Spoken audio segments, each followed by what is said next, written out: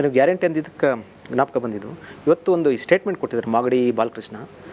Guarantee ಯೋಜನೆ ಮುಂದಿನ ಲೋಕಸಭಾ ಚುನಾವಣೆಯಲ್ಲಿ, ಅದು ಬಹಿರಂಗವಾಗಿ ಜನಸಂಪರ್ಕ ಸಭೆಯಲ್ಲಿ MP ಮುಂದೆ ಕೊಟ್ಟಿರುವಂಥದ್ದು, ಮುಂದಿನ ಲೋಕಸಭಾ ಚುನಾವಣೆಯಲ್ಲಿ ಕಾಂಗ್ರೆಸ್ನ ಗೆಲ್ಲಿಸಲಿಲ್ಲ ಅಂತಂದರೆ ಗ್ಯಾರಂಟಿ ಯೋಜನೆಗಳನ್ನು ಸ್ಥಗಿತಗೊಳಿಸ್ತೀವಿ. ರಾಜ್ಯದ ಜನತೆ ಅದರಲ್ಲೇ ಅರ್ಥ ಮಾಡ್ಕೋಬೇಕು. ಈ ಅವರ 5 ಗ್ಯಾರಂಟಿಗಳು ಈ ಪಾರ್ಲಿಮೆಂಟ್ ಚುನಾವಣೆವರೆಗೆ ಮಾತ್ರ ಕೊಡ್ತಾರೆ ಅವರು. ಈ 5 ಗ್ಯಾರಂಟಿನ ಈಗೇನು ಮಾಗಡಿ ನಮ್ಮ ಹಳೆ ಸ್ನೇಹಿತ ನೆನ್ನೆ ಭಾಷಣ ಮಾಡಿದ್ದಾರೆ, ಈ ಒಂದು ಚುನಾವಣೆಯಲ್ಲಿ ನಮಗೆ ಮತ ಕೊಡದೇ ಇದ್ದರೆ ಈ ಗ್ಯಾರಂಟಿ ಸ್ಕೀಮ್ನೆಲ್ಲ ನಾವು ನಿಲ್ಲಿಸ್ತೀವಿ ಅಂತ ಹೇಳಿದ್ದಾರೆ. ಅದು ಜನಗಳನ್ನು ಬ್ಲ್ಯಾಕ್ ಮೇಲ್ ಮಾಡ್ತಾ ಇದ್ದಾರೆ.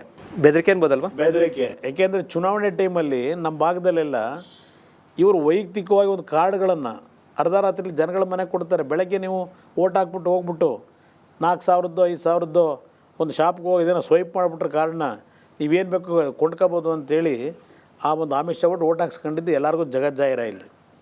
ಅದೇ ಮಹಾನುಭಾವರುಗಳೀಗ ನೀವು ಗ್ಯಾರಂಟಿ ಸ್ಕೀಮಿಗೆ ಮುಂದುವರಿಸಬೇಕು ಅಂದರೆ ಓಟ್ ಹಾಕ್ತಿದ್ರೆ ಕಿತ್ತಾಕ್ತೀವಿ ಅಂತ ಹೇಳಿ ನೆನ್ನೆ ಏನು ಹೇಳಿಕೆ ಕೊಟ್ಟವ್ರೆ, ಅದು ಆ ಪಕ್ಷದಲ್ಲಿ ಇರ್ತಕ್ಕಂಥ ಅಜೆಂಡಾ. ಇದು ಜನತೆ ಅರ್ಥ ಮಾಡ್ಕೋಬೇಕು, ಈ ನಾಡಿನ ಹೆಣ್ಣುಮಕ್ಕಳು ಅರ್ಥ ಮಾಡ್ಕೋಬೇಕು.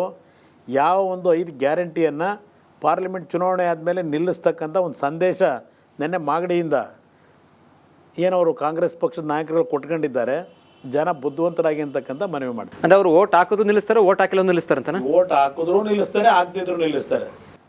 ನನಗಿರ್ತಕ್ಕಂಥ ವರದಿ ಪ್ರಕಾರ ಒಂದು ಕಡೆ ಗ್ಯಾರಂಟಿ ಅಂತಾರೆ, ಕೊಟ್ಟುಬಿಟ್ಟಿದ್ದೇವೆ ಅಂತಾರೆ.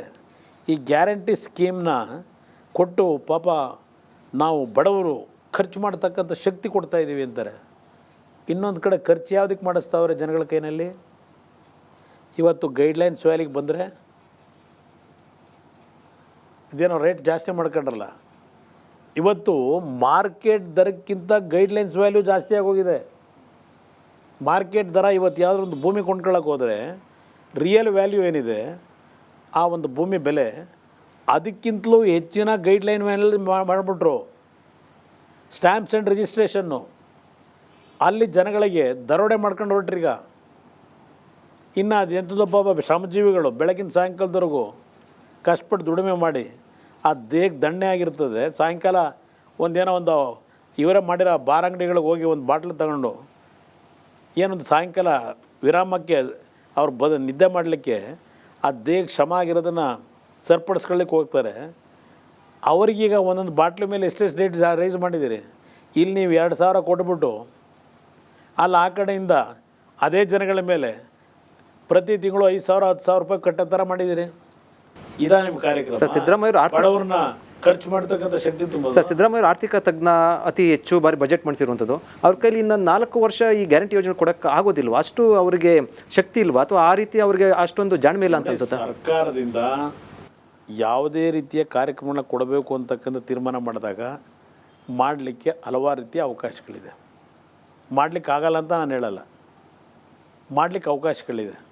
ಆದರೆ ನೀವು ಸರ್ಕಾರದಲ್ಲಿ ಬರ್ತಕ್ಕಂಥ ಆದಾಯ ಇದೆಯಲ್ಲ, ಯಾವ್ಯಾವುದಕ್ಕೆ ಯಾವ ರೀತಿ ಅದನ್ನು ಬಳಕೆ ಮಾಡ್ಕೋಬೇಕಾದ್ರೆ ಸೋರಿಕೆ ಇದೆಯಲ್ಲ, ಹಣ ದುರುಪಯೋಗ ಆಗೋದು, ಅದನ್ನು ಕಡಿವಾಣ ಹಾಕಿ ಸರಿಯಾದ ರೀತಿಯಲ್ಲಿ ಶಿಸ್ತುಬದ್ಧವಾಗಿ ಆಡಳಿತ ನಡೆಸಿದರೆ ಈ ಯಾವ ಕಾರ್ಯಕ್ರಮಗಳಿಗೂ ಮುಂದುವರಿಸಲಿಕ್ಕೆ ಸಮಸ್ಯೆ ಇಲ್ಲ ನನ್ನ ಅಭಿಪ್ರಾಯದಲ್ಲಿ. ಈ ನಾಡಿನ ಜನತೆ ಈ ಸರ್ಕಾರನ ದರಿದ್ರ ವ್ಯವಸ್ಥೆಯಲ್ಲಿ ಇಟ್ಟಿಲ್ಲ. ಜನಗಳು ಕಷ್ಟದಲ್ಲಿದ್ದರು. ಈ ನಾಡಿನ ಸರ್ಕಾರನ ಸಂಪದ್ಭರಿತವಾಗಿ ಬಲಾಢ್ಯವಾಗಿ ನಡೆಸ್ತಕ್ಕಂಥ ಶಕ್ತಿ ನಾಡಿನ ಜನತೆ ಕೊಟ್ಟಿದ್ದಾರೆ.